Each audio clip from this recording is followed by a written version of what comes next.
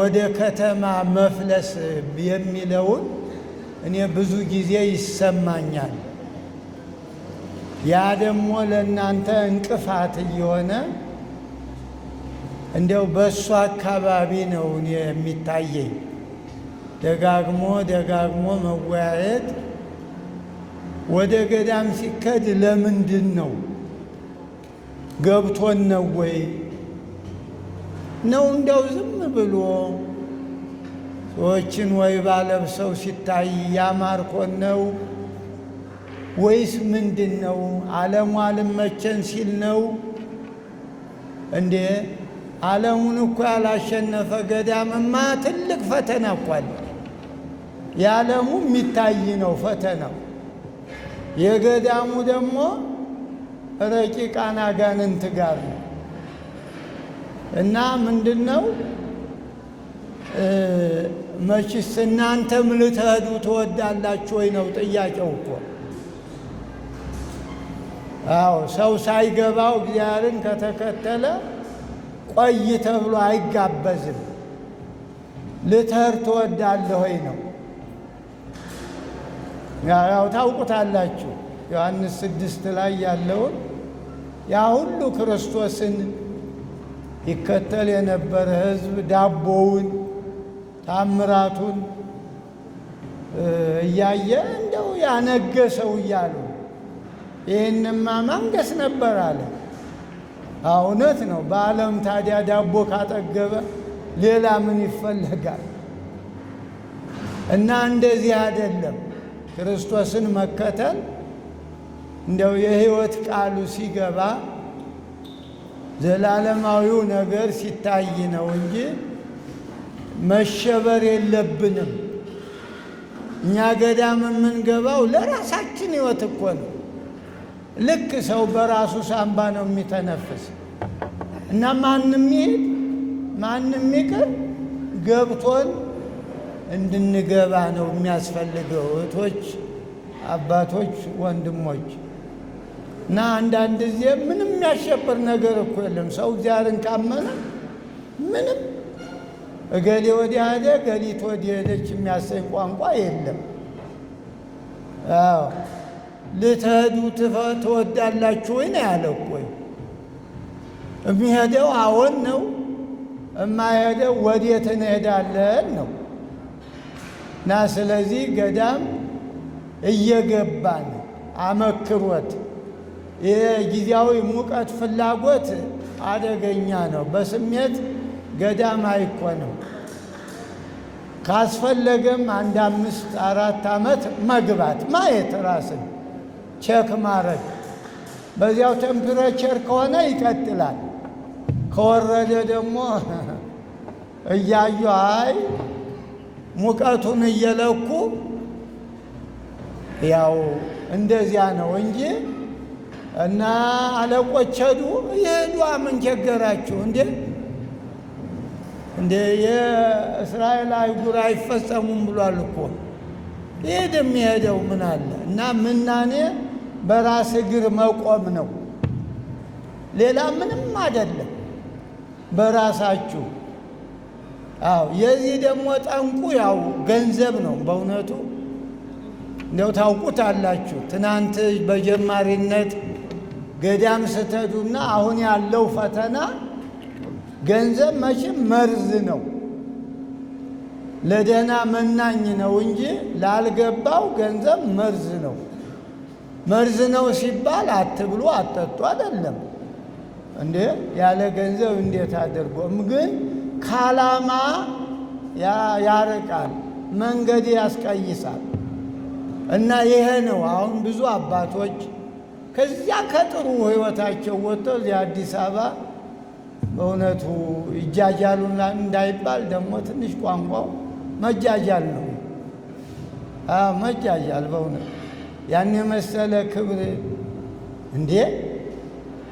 ዛሬ እኮ በእውነቱ ምን እንዲያውም አሁን ነው መመነን የሚገባ። ጠቅላላ ዓለሙ እጅ ብሏል። በእውነቱ በጣም ተበላሽቷል። እና ምናኔ አይደለም እኛ ዓለማውያን ራሱ በእውነቱ ቸግሯቸው ነው እንጂ በዓለም የሚኖርበት አይደለም አሁን። ስለዚህ እናንተ አሁን በዚህ ምንም ቦታ አትስጡት ነው። እገሌ ሄደ እንዴ ይሄድ ምን ቸገራችሁ? እናንተ ለገሌ ብላችሁ ገዳም አልገባችሁም እኮ። እና ስሩ ለኩሉ እኩይ አፍቅሮ ንዋይ ይላል የቅዱስ ጳውሎስ ለልጁ ለጢሞቴዎስ በጻፈው ምዕራፍ 6 ላይ ቁጥርም ወደዚሁ አካባቢ የክፉ ነገር ምንጩ ስሩ ገንዘብ ነው ይላል። ገንዘብ እንዲያውን ራሳችሁ ስታዩት እሱ ነው ምንጩ። በእውነት እንዲያው ከሁሉም በላይ የመጀመሪያ መርዝ ማለት ገንዘብ ነው። ላላወቀበት በገንዘቡ ላልተጠቀመ ሰው መቼም ነፃ የሚወጣው ሌላውን ነፃ ሲያወጣ ነው። ሌላውን እየጨቆኑ ነፃ ነኝ ማለት አይቻልም። ከዚያ በኋላ ገንዘቡን ሁሉ ለድሆች ሰጠ ነው። ወከፈለ ንዋዮ ለነዳያን ለሁሉ ገንዘቡን አሁን ነፃ ወጣየው እና ገንዘብ ክፉ ነው። ለምናኔ የመጀመሪያ ሀሁ ገንዘብ አለመያዝ፣ ገንዘብ አለመውደድ ነው። ፍቅረ ንዋይ ካለ ማንም ሰው መናኝ ሊሆን አይችልም። ባለቤቱም ሁለት ጌቶች ነው ያለ። እይክል ገብር ለክሌ አጋዕዝተ ቀኒዮ ነው።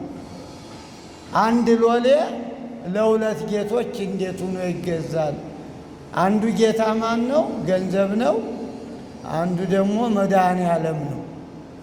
እና አንድ ሰው በሁለት መንገድ አንዴ አይሄድም። ወደ ምስራቅ ከሆነ በምስራቅ ይሄዳል፣ ወደ ምዕራብ ከሆነ ደግሞ ወደ ምዕራብ። በሁለቱም አንዴ ልሂድ አይልም።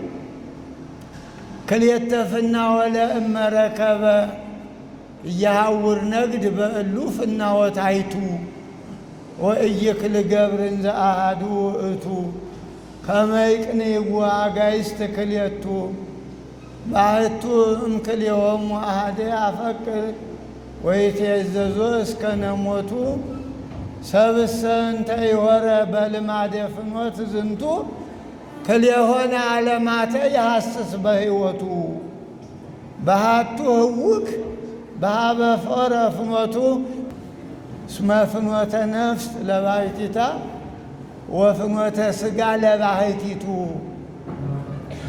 ሰማችሁኝ አይደል?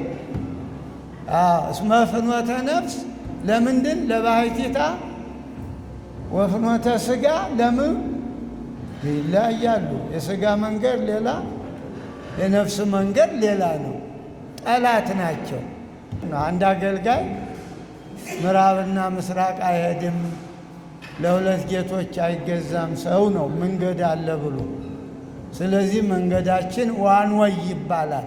አንድ አቅጣጫ ዋንወይ ማለት ሌላ መኪና የማይመጣበት ዝም ብሎ የሚከድ ነው። በዚህ ከመጣ አደጋ ነው፣ ወንጀልም ነው።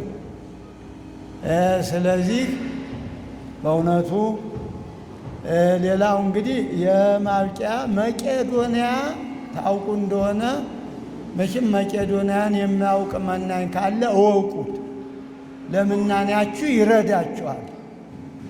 አንድ ብንያም የሚባል አንድ ወጣት ምስኪን በእውነቱ እና አንድ ቦታ አሁን እዚህ አዲስ አበባ ውስጥ ወደ 9,000 አረጋውያን እናት አባት ሁነው ልጆቻቸው ያልጦሯቸው ጠቅላላ ሃይማኖት ቋንቋ ሳይኖር ሰው በሚለው ሰውን ለመርዳት ሰው መሆን ይበቃል ነው መፈክራቸው። ትክክል ነው። ሰው መሆን ነው እንጂ ሌላ ምን አስፈለገ?